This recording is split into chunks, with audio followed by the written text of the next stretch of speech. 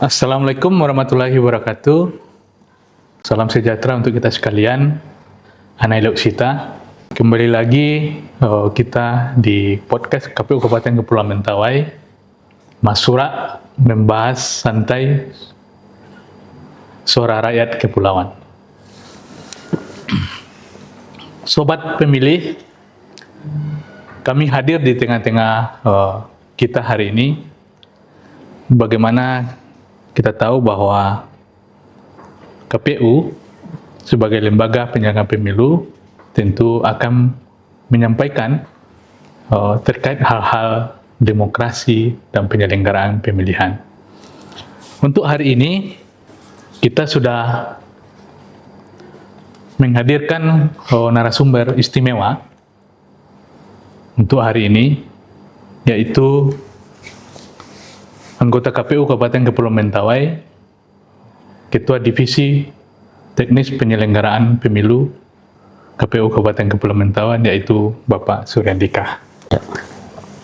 Selamat siang, Pak. Selamat siang. Ya, gimana kabarnya hari ini? Sehat? Alhamdulillah sehat, Pak Muli. Terima kasih sudah hadir di tengah-tengah podcast kita ini hari ini, Bapak. Tentu kita akan membahas beberapa hal yang mungkin akan berhubungan juga dengan pekerjaan Bapak sebagai teknis penyelenggara. Seperti kita ketahui bahwa tahapan dari awal sampai akhir bisa dianggap itu adalah pekerjaan Bapak, Ya. sampai selesai. Tapi sebelum kita mungkin membahas itu, kita ingin mengulik sedikit tentang Bapak. Karena saya tahu bahwa sebenarnya Bapak bukan asli Mentawai ya. Iya. Nah, tapi tiba-tiba bisa menjadi penyelenggara pemilu di tingkat kabupaten di Kabupaten Kepulauan Mentawai. Tentu dengan kultur yang berbeda, tentu kami ingin melihat atau mendengar apa kesan dan pesan Bapak atau apa pengalaman menarik Bapak selama menjadi penyelenggara pemilu ini. Tentu sudah 2 kali pemilihan yang kita lewati. Pertama adalah pemilu 2024 dan pemilihan kepala daerah di tahun 2024 juga. Tentu ada pengalaman-pengalaman unik. Ya. Tolong disampaikan dan biar kita dengar semua, Pak. Baik, terima kasih Pak Muli. Dari yang disampaikan Pak Muli tadi, kebetulan saya kalau kita di istilahnya di Minangkabau ya, Sumatera Barat. Setelah saya ini orang Sumando ya. Sumando di Mentawai. Kalau di Mentawainya apa ya? Lakut ya. Lakut di Mentawai. Sehingganya bagi saya Mentawai bukan wilayah yang baru atau daerah yang baru. Saya sudah ke Mentawai ini sejak tahun 2028. 2008. Maaf 2008 saya sudah di Mentawai. Sudah menginjak di Sipora ini, Sipora di tahun 2008. Dan kemudian terkait dengan apa menarik, Mentawai ini menarik gitu, terutama dalam hal pemilihan yang sudah kita lewati ya 2 kali pemilihan di 2024 kemarin, pemilu dan pilkada. Menariknya menurut saya adalah bagaimana dengan respon masyarakat yang harmonis, dinamis, dan bersemangat. Kalau saya sampaikan respon masyarakat terhadap pemilihan yang sudah kita laksanakan dalam dua kali ini. Masyarakat begitu antusias ketika terutama pada hari pemungutan suara, dan alhamdulillah antusias masyarakat ini menjadikan Kabupaten Kepulauan Mentawai di pilkada kemarin adalah menjadi di Sumatera Barat, kita di Mentawai menjadi daerah nomor 1 partisipasi tertinggi di tingkat kabupaten di Sumatera Barat. Ini hal yang menarik, walaupun sebenarnya kita ketahui dari 10 kecamatan yang ada di Mentawai ini ada terbagi di pulau-pulau gitu kan, Terpisah jauh ya. Terpisah jauh, tapi ternyata respon dan antusias masyarakat ini terhadap proses pelaksanaan demokrasi ini sangat antusias. Begitu Pak Budi. Dengan pengalaman kita sudah melewati 2 pemilihan, menurut Bapak apa sih tantangan terbesar dalam menjalankan pemilu di Kepulauan Mentawai ini? Ya, Dibandingkan dengan daerah lain. ya, seperti yang kita ketahui bersama, kita ini merupakan daerah kepulauan yang daerah atau wilayah-wilayahnya itu terbagi dalam beberapa pulau. Jadi tantangannya adalah yang pertama kita tantangan geografis. Artinya kita ketika misalkan ada, kan kita akan turunlah ke lapangan ya. Harus melalui perencanaan yang matang terlebih dahulu. Nggak bisa kita ujuk-ujuk, oh kita ke kecamatan ini gitu kan. Nggak bisa langsung berangkat, ambil mobil, starter mobil, naik mobil, nggak bisa langsung berangkat. Kita harus merencanakan sebelumnya, perencanaan sebelumnya. Nah, tentunya ini suatu tantangan bagi kita. Belum lagi kita harus bercerita dulu tentang bagaimana kondisi cuaca gitu. Karena sebagian besar, 80% saya rasa transportasi kita di Mentawai ini harus memakai jalur laut gitu. Yang bisa kita jalur darat ini dari ibu kabupaten ini hanya 2 kecamatan. Betul. Ada 8 kecamatan lagi yang harus kita tempuh melalui jalur laut gitu. Itu tantangan menurut saya. Seperti pemungutan suara, seperti kita ketahui. Ya.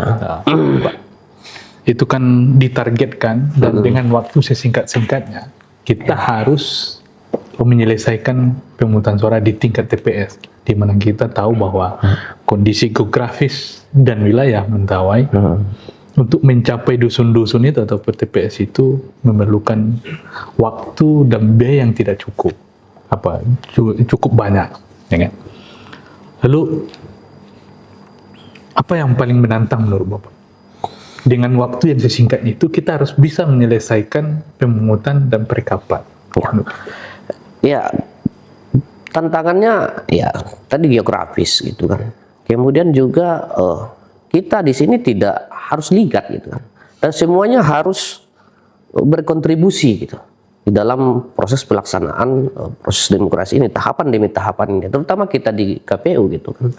Jadi tidak seluruh SDM yang ada di KPU ini bahkan harus terlibat langsung di dalam ini untuk pelaksanaannya, proses pelaksanaannya.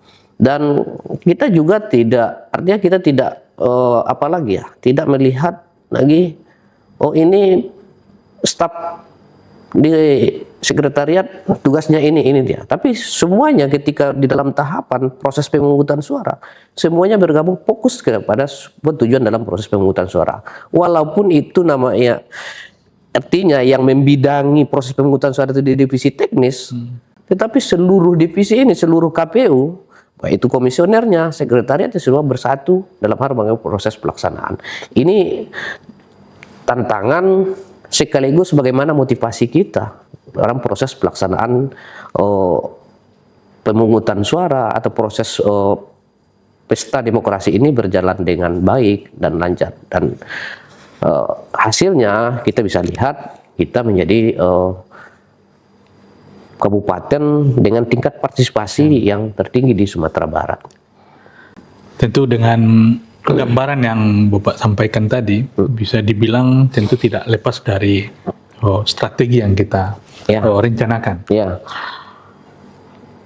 Tentu kami ingin tahu, Bapak, strategi apa yang digunakan KPU Mentawai untuk memastikan seluruh tahapan berjalan tepat waktu. Ya. Dengan kondisi kita ya. Pertama, kekompakan kita di KPU. Kemudian strategi kedua, kita melibatkan semua elemen baik itu dalam pemerintahan, TNI, Polri, pemerintah daerah. Kita melibatkan semuanya untuk terlibat langsung di dalam proses melaksanakan tahapan ini, walaupun itu sesuai dengan kewenangan dan masing-masing gitu kan, kewenangan masing-masing. Sehingganya melalui strategi itu, apapun tantangan hambatan, contoh saya misalkan dalam hal kita melakukan proses distribusi logistik, misalkan kita melibatkan semua elemen, kita melibatkan pemerintah daerah, TNI, Polri, Basarnas itu. Karena kenapa Basarnas? Kenapa ada Basarnas?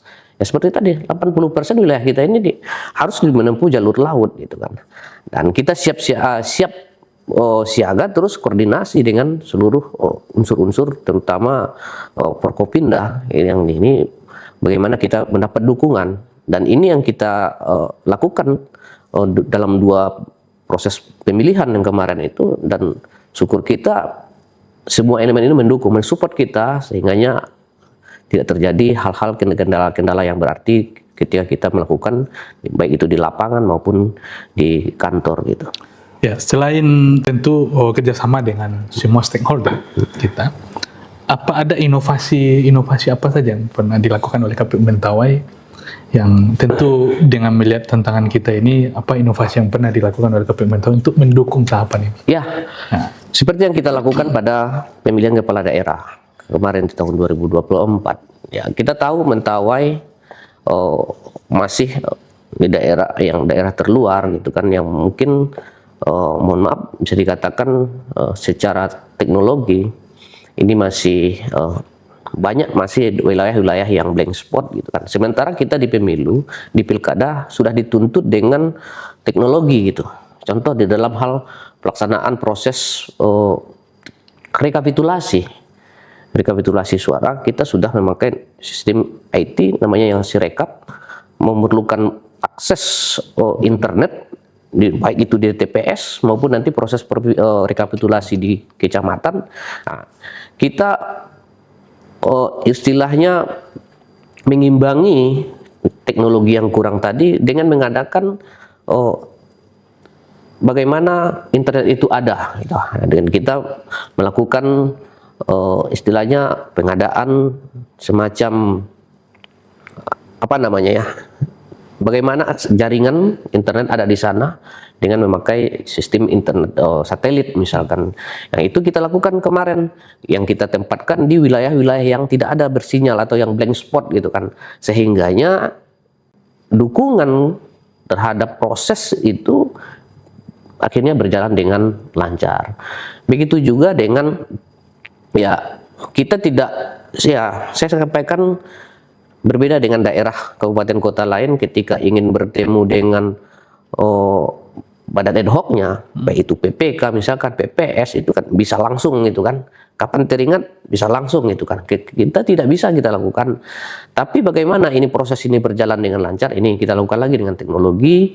Kita sering komunikasikan, baik itu via telepon, bahkan kita lakukan Zoom meeting gitu kan. Nah, ini bisa dibilang berarti kendala utama itu sebenarnya adalah teknologi informasi sebenarnya, Pak. ya, Karena dengan visi KPU bahwa semua kegiatan itu harus digital dan pakai semua. ya, Sistem informasi. Ya. Tentu tidak asing bagi masyarakat kita tentang namanya SIPOL, Ya. Sistem Informasi Partai Politik. Tentu mungkin secara harfiah namanya SIPOL tentu paham masyarakat. SIPOL. Tetapi tentu kita butuh juga dari Bapak, SIPOL itu sebenarnya apa? Dan mengapa sistem ini penting sekali untuk tahapan pemilu?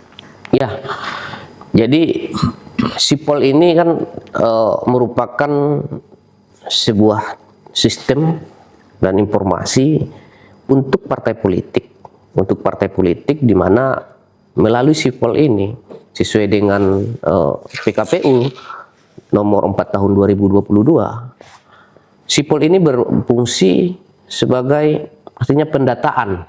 Saya sampaikan sebagai pendataan seluruh elemen partai politik. Baik itu mulai pendaftaran partai politik, verifikasi partai politik, keanggotaannya. Kemudian inilah tentang SIPOL secara garis besarnya. Jadi seluruh informasi kita di KPU ketika kita ingin melihat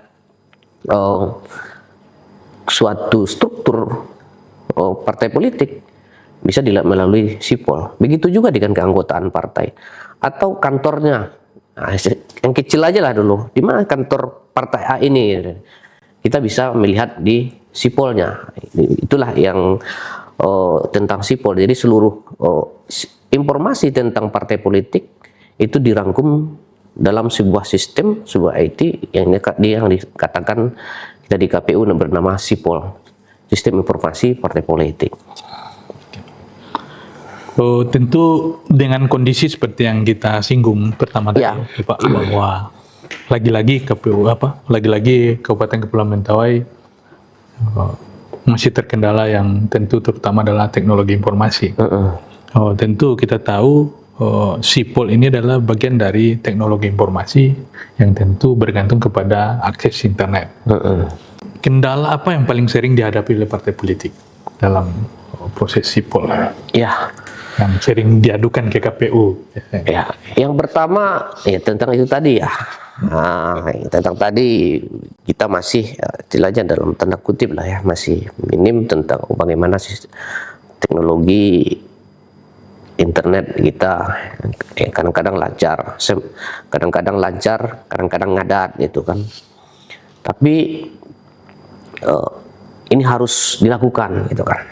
Sehingganya kendala-kendala sebenarnya kalau kendala secara umum itu tidak terlalu signifikan ya kita. Yang kondisinya seperti itu. Atau kadang-kadang kan karena dalam hal nanti di SIPOL ini ada hal-hal tertentu, misalkan dalam hal melakukan istilah pemutahiran, pemutahiran data SIPOL gitu kan. Kita kan di KPU punya jadwal, punya tahapan, punya waktu yang rentang waktu yang sudah ditentukan oleh KPU RI dalam hal melakukan pemutahiran data di SIPOL gitu kan, ada rentangnya gitu kan. Sehingga kadang-kadang ya ada terjadi kendala server mungkin bisa dibuka, mungkin karena seluruh Indonesia ini kan partai politik seluruh Indonesia ini baik dari mulai tingkat pusat sampai ke tingkat kabupatennya menggunakan bersama-sama. Hanya kendala-kendala itu mungkin yang sering. Kemudian juga ya biasalah para pengurus partai politik yang ada kita itu mungkin mereka menanyakan bagaimana ini kami kekurangan kepengurusan, misalnya keterwakilan perempuannya, bagaimana solusinya? Ini mungkin seperti itu. Tapi syukur kita selama ini sama proses dalam hal SIPOL ini tidak kendala-kendala yang berarti yang menghambat proses ini belum pernah kita ketemui. Gitu. Berarti bisa dianggap secara kendala yang signifikan tidak terlalu ada ya? Tidak terlalu ada, tidak. Sebagai tentu kita tahu bahwa SIPOL itu tentu ada dua, Pak. Ya. Pertama SIPOL yang dikelola oleh KPU, lalu yang kedua SIPOL yang dikelola oleh partai politik. Nah, sebagai apa peran kita KPU di situ? Ya, jadi begini. Jadi kan sistem informasi politik ini, jadi partai politik dia menyampaikan informasi partainya melalui SIPOL, dia yang melakukan penginputan. Contohkan misalnya struktur organisasi parpolnya gitu kan, atau kepengurusan partai politiknya. Jadi yang melakukan input ke SIPOLnya, ke sistemnya itu atau ke IT-nya ini itu adalah partai politik yang melakukan. Lalu apa peran kita sebagai KPU di situ? Kita lah sebagai KPU yang melakukan verifikasi terhadap apa yang mereka sampaikan sesuai dengan regulasi yang ada, yang mana ini yang diatur dalam PKPU nomor 4 tahun 2022 itu khususnya di pasal 146 itu mengatur semuanya. Apa sih yang dilakukan? Kita melakukan verifikasi. Contoh kan verifikasinya tentang kepengurusan partai politik.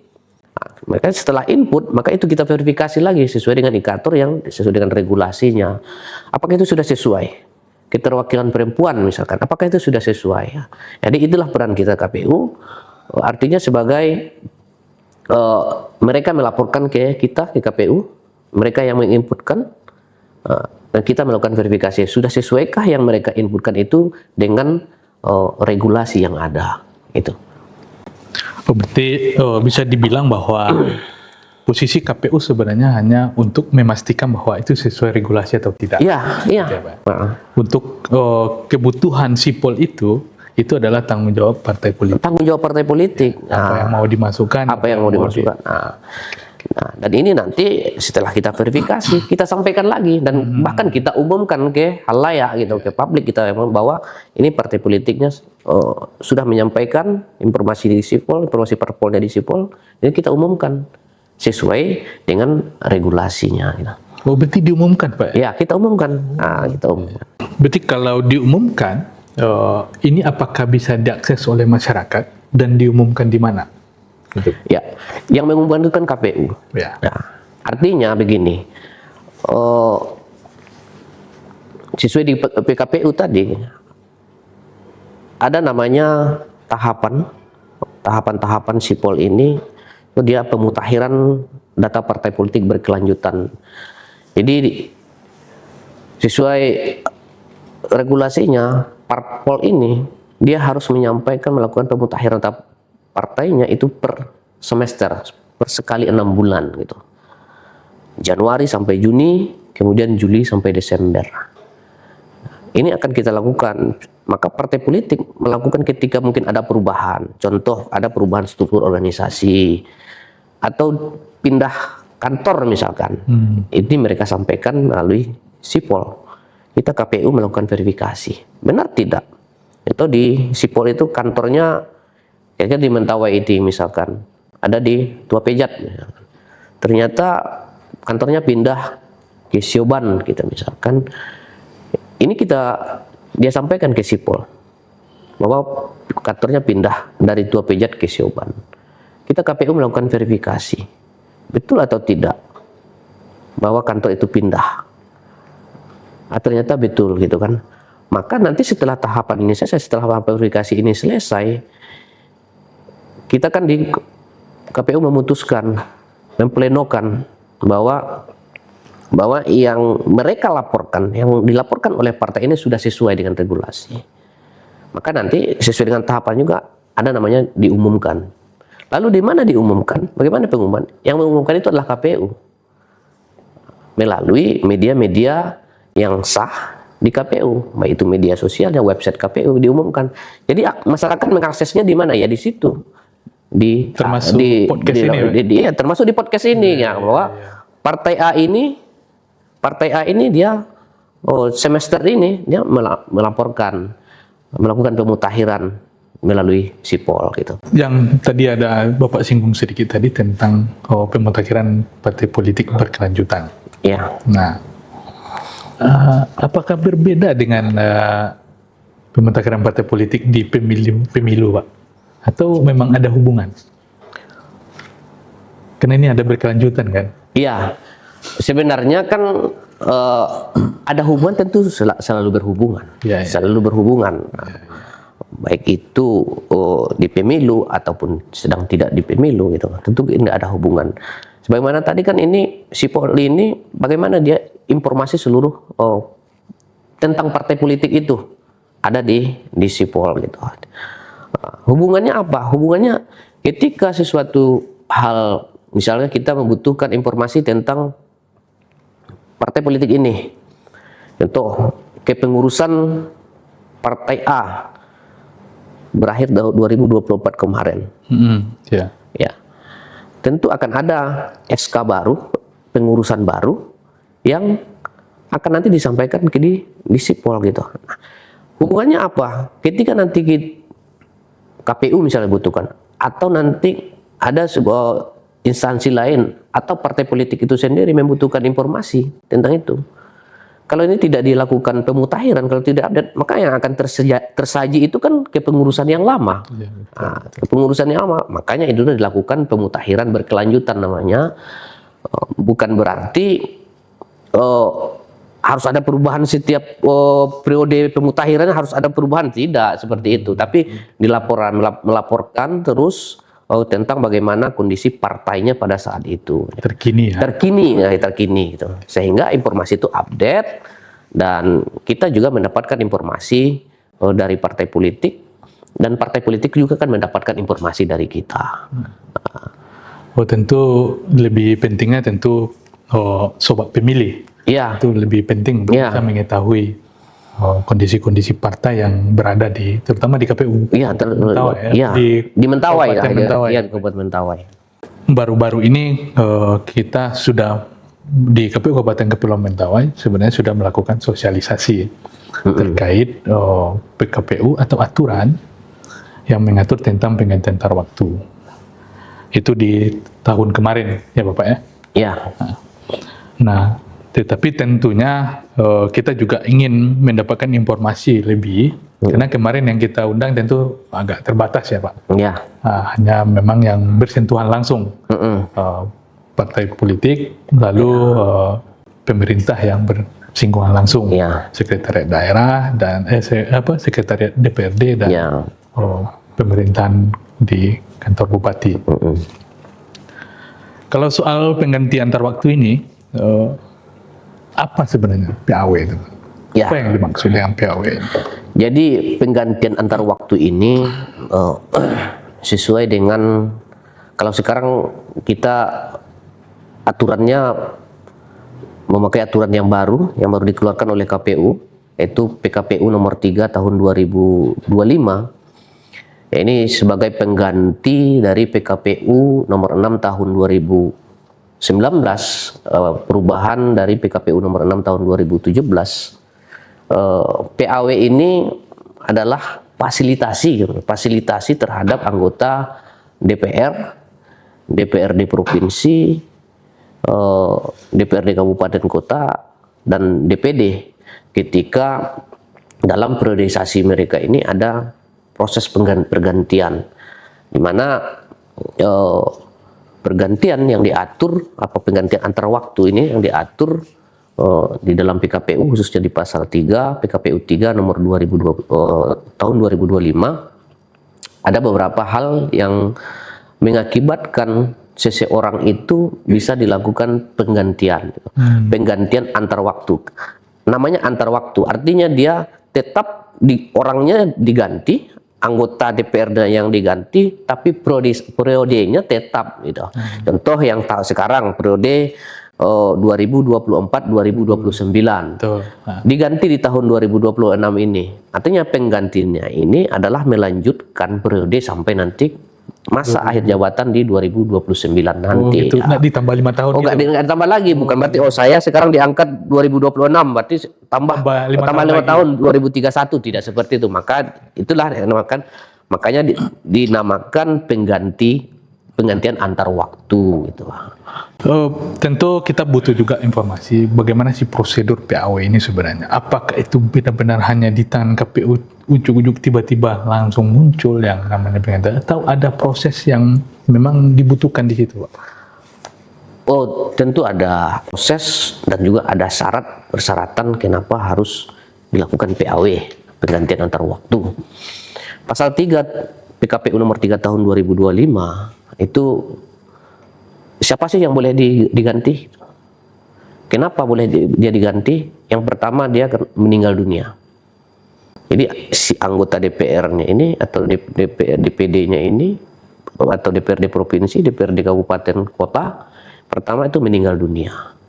Kemudian dia mungkin mengundurkan diri sebagai anggota legislatif, atau diberhentikan oleh baik itu mungkin dari instansinya ataupun dari partai politiknya, diberhentikan dia sebagai anggota legislatif. Ini salah satu artinya boleh dilakukan penggantian antar waktu. Tidak serta-merta juga bisa dilakukan penggantian antar waktu. Prosesnya bagaimana? Di dalam pasal 4 PKPU itu prosesnya bagaimana? Tentu ada pertama pengajuan dari partai politiknya ke DPR. Tidak langsung ke kita. Gitu. Nah, nantinya setelah itu ada pula tentu proses antara partai politik dengan DPRD atau DPRD-nya. Nanti DPRD lah yang menyurati KPU bahwa ini akan dilakukan penggantian antar waktu. Dan nanti DPRD akan meminta nama ke kita. Siapa lagi? Siapa lagi penggantinya ini? Penggantinya itu. Jadi kita KPU itu sebenarnya adalah sebatas memberikan nama ke DPR, ke DPRD, memberikan nama untuk sebagai calon pengganti antar waktu tersebut. Jadi itu prosesnya. Nah, tentu kita nanti lalu peran DPRD atau pemerintah daerah itu tentu merupakan bagian dari mereka sesuai dengan regulasi. Kalau tidak salah saya itu peraturan pemerintah nomor 16 tahun 2010 itu yang dipakai oleh pemerintah daerah. Kalau kita memakai apa? Kita memakai PKPU nomor 3 tahun 2025. Itu yang kita pakai regulasinya. Di Kabupaten Kepulauan Mentawai ini apakah sudah ada kasus terkait PAW? Boleh kita? Oh, sudah. Ya. Tahun ini atau? Kemungkinan tahun ini akan ada juga. Kemungkinan tahun ini akan ada juga. Tahun kemarin, tahun 2025 ada juga. Tahun 2004. Dan kasusnya bermacam-macam. Contoh, di tahun kemarin itu dia diberhentikan oleh partai politiknya. Ada beberapa, dua anggota dewan di tahun kemarin itu dilakukan PAW karena diberhentikan oleh partai politiknya.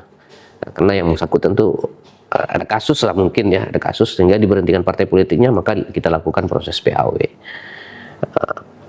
Dan tahun ini juga mungkin ada gitu, karena kemungkinan ada gitu kan, walaupun kita belum menerima ya, sampai saat ini kita belum menerima, kemungkinan akan ada karena kemarin ada salah satu anggota DPRD ini yang meninggal dunia. Jadi kemungkinan mungkin partai politiknya akan mengajukan PAW ya. Paling banyak tantangan apa yang sering muncul dalam proses PAW ini? Ya,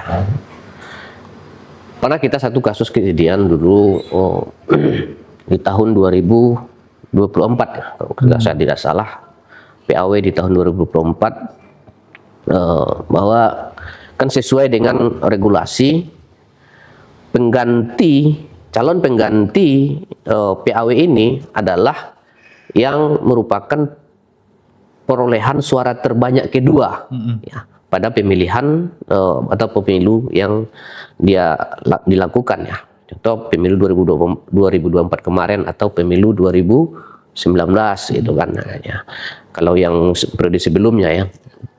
Ya. Terkadang dalam proses kita melakukan verifikasi, perolehan suara terbanyak kedua ini dia tidak memenuhi syarat lagi untuk diajukan sebagai calon PAW gitu kan. Nah, ini yang terjadi di tahun 2024 kemarin, sehingganya persoalannya apa? Yang perolehan suara nomor urut 2-nya ternyata sudah diberhentikan oleh partai politiknya gitu kan. Di parpol yang pengusungnya gitu kan. Nomor urut 3-nya begitu juga. Ada juga yang mengundurkan diri. Sehingganya ini butuh proses lama gitu, kita butuh proses lama untuk melakukan proses siapa lagi penggantinya itu. Nah, ini tantangan-tantangan dan juga dalam hal kita melakukan proses kita kan KPU dalam hal ketika surat DPRD itu sudah masuk ke KPU dan DPRD meminta nama urut berikutnya, jelas itu ya perolehan suara kedua ya, perolehan suara terbanyak kedua yang diuji. Tapi kan sebelum itu kita memutuskan itu, kita kan ada proses verifikasinya. Apakah masih memenuhi syarat yang si calon yang perolehan suara nomor urut 2 ini atau tidak? Kembali lagi tadi kita di wilayah kepulauan ini kadang-kadang dalam hal proses verifikasi baik itu ke partai politiknya ataupun langsung atau dibutuhkan ke yang bersangkutan gitu kan. Ya. Tidak mungkin yang bersangkutan berada domisilinya di luar pulau yang kita di ibu kabupaten ini, sehingga untuk mau ditelepon kan boleh dilakukan verifikasi melalui via telepon atau video call namanya kan itu kan. Kadang-kadang tidak ada sinyal gitu. Jadi ini juga menjadi sebuah tantangan, salah satu tantangan dan kendala-kendala kita. Apakah perlu masyarakat mengetahui tentang PAW? Oh, sangat perlu. Apa? Kenapa? Kenapa harus masyarakat harus tahu? Iya. Supaya juga masyarakat tahu kan anggota DPR ini kan wakil rakyat, wakil mereka. Iya, iya. Contohnya kan kemarin masyarakat ini taunya Pak Muli nih misalkan yang anggota dewan. Kemudian tiba-tiba Bertukar. sudah berganti dengan lain. Mereka lihat ditanya, Pak Muli kenapa tidak ke kantor? Kan saya tidak jadi anggota dewan lagi kan seperti itu. Jadi butuh informasi, masyarakat harus tahu. Masyarakat perlu mengetahui proses PAW ini supaya mereka tahu oh ini kenapa terjadi. Atau mereka juga sebenarnya dia tahu meninggal dunia. Lalu bagaimana dengan anggota dewan masih ditambahkah? Atau kalau sudah meninggal dunia begitu saja tidak dia lakukan pergantian. Nah, jadi ini mungkin masyarakat wajib tahu. Apakah ada peran masyarakat di situ? Oh, Pak. Oh iya, tentu ada peran masyarakat. Nah, di dalam nanti kita mengajukan nama calon pengganti PAW ini, masyarakat nanti bisa melakukan, kalau kita mengatakan di KPU ini tanggapan masyarakat itu. Nah, kita sudah melakukan verifikasi kan, melakukan verifikasi apakah dia masih memenuhi syarat atau tidak gitu kan. Ternyata nanti ada tanggapan masyarakat. Kan ada di pasal 20 itu mengatakan syarat calon anggota PAW ini yang tidak memenuhi syarat lagi gitu kan, yang tidak memenuhi syarat lagi. Masyarakat berperan di situ sebagai salah satu contoh. Ternyata si calon pengganti antar waktu ini atau yang memperoleh suara kedua ini, dia sudah diangkat menjadi TNI misalkan, jadi polisi, lulus jadi anggota TNI atau lulus jadi anggota polisi atau lulus jadi ASN, maka sesuai dengan regulasi itu tidak boleh lagi dia, tidak memenuhi syarat lagi dia untuk diajukan sebagai calon pengganti antar waktu. Nah, atau ada hal-hal lain, perbuatan-perbuatan tercela yang dilaporkan ke masyarakat.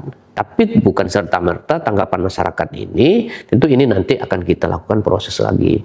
Akan kita dalami, akan kita tindak lanjuti bagaimana dengan tanggapan masyarakat. Jadi itu peran masyarakat ada terhadap ini.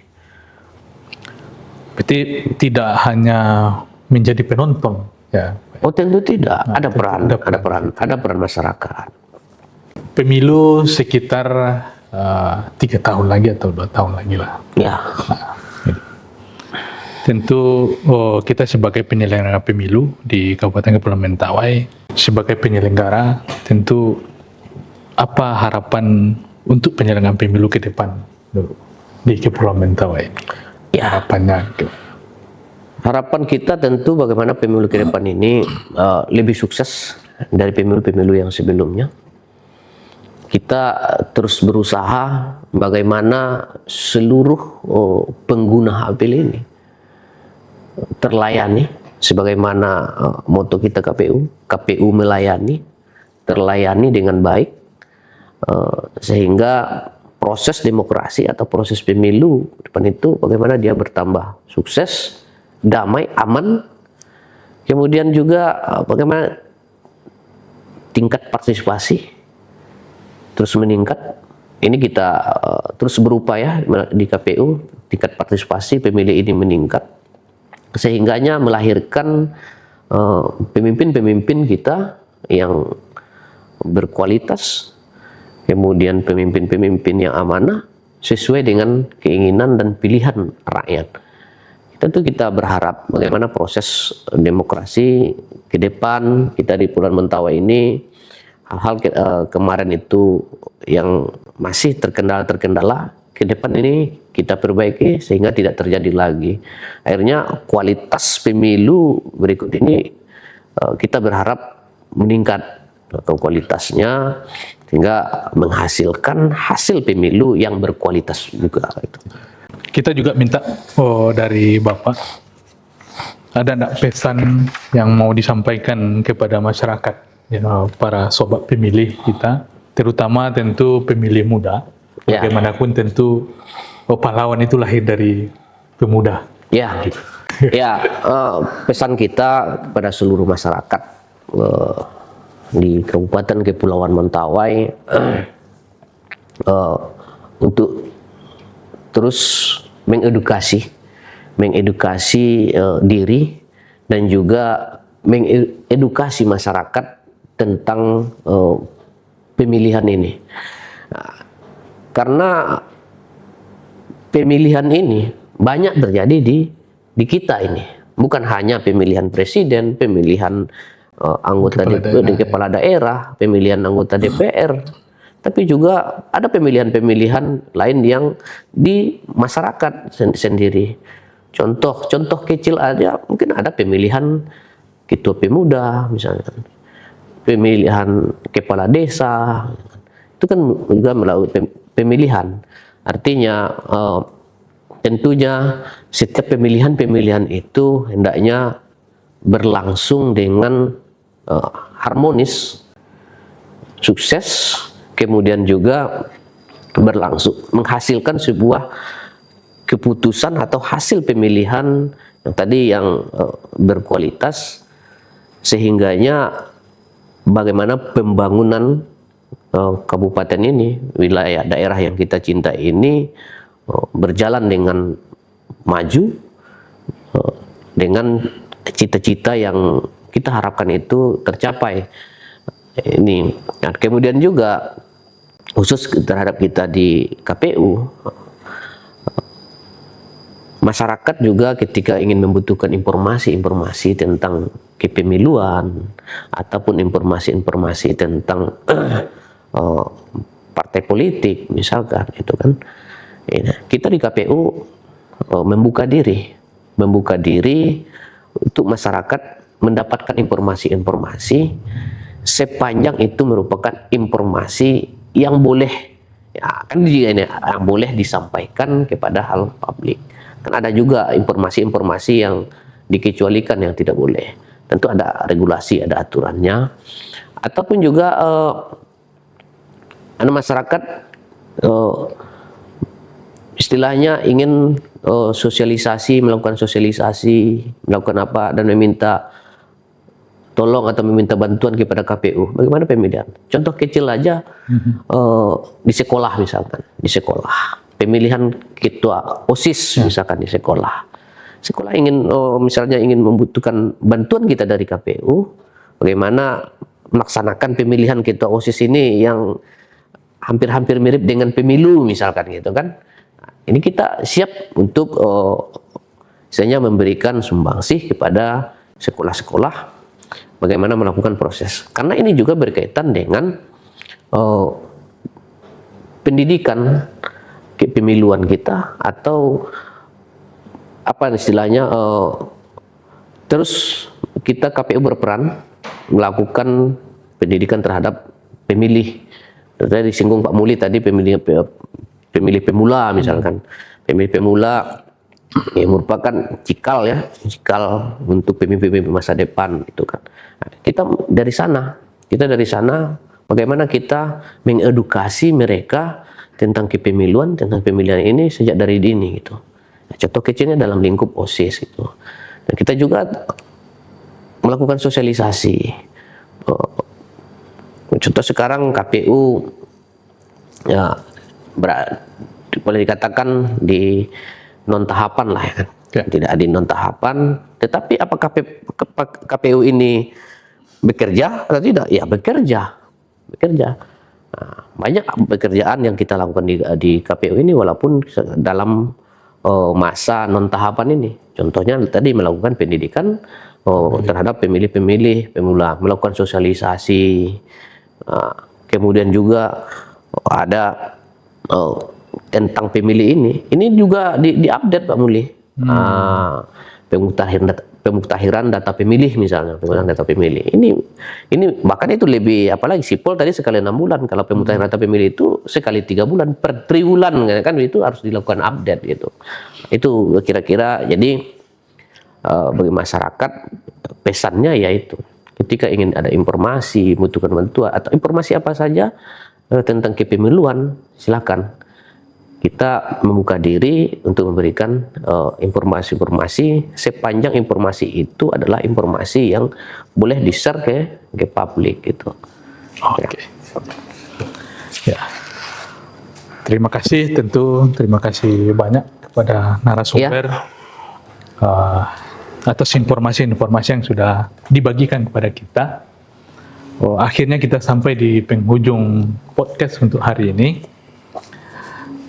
Apa yang akan didengar selama kami diskusi tadi di podcast mudah-mudahan bisa menambah wawasan dan pengetahuan sobat pemilih terkait bagaimana proses penyelenggaraan pemilihan, bagaimana proses demokrasi kita, sehingga bisa menjadi bahan juga bagi kita semua, tidak hanya KPU.